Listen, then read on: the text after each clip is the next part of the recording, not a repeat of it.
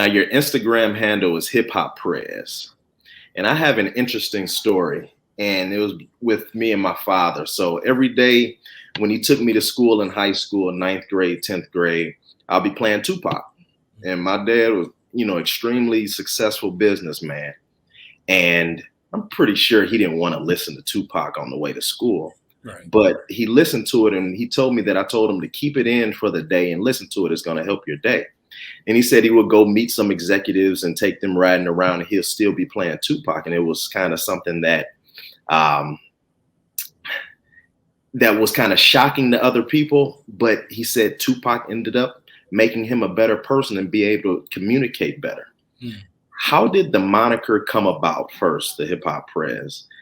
And how has relating to hip hop helped you in your career? Is it being able to relate to students? Is it being able to relate to your children? Is it providing balance? Speak to that a bit.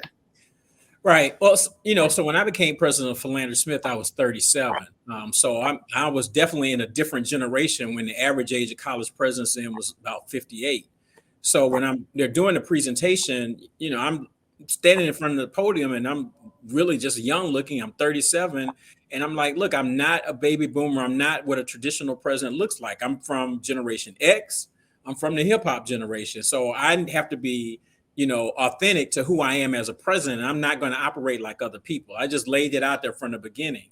And one of the local papers the next week talked about, Philander introduces a hip hop president. So I didn't come up with it.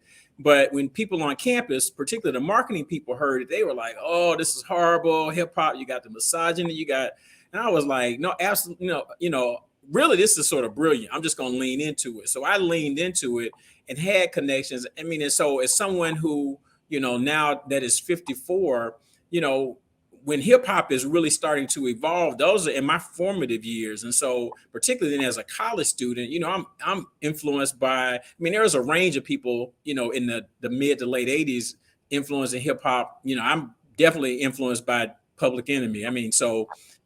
Public Enemy in terms of my mindset about addressing a lot of the ills in society, it traces back to Public Enemy. It's pretty clear for me and how I think about things and process. I still like the 2 Live Crew too. So there's a dichotomy in terms of, so it's always been that. But I've leaned into that and then, formed these natural relationships with people who are from the hip hop generation. So, MC Lyte was on our board for a while. That happened because she called me. She was like, hey, I got an idea. I want to do something with Dillard.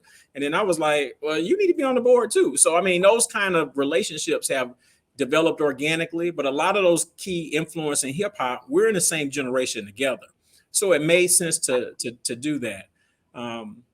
So yeah, I think that's part of it. I think people are, surprised. It still is, it's non-traditional for a president. You get people to, push back if you say, oh, we had Chance the Rapper as a commencement speaker, and people are just like, well, why would you do that? But he was very thoughtful and really, worked on his speech. So I was like, there are different voices that we need to hear. And you don't have to hear the same old people all the time. There's some people who are artists that you have more to say than what you just hear on those records.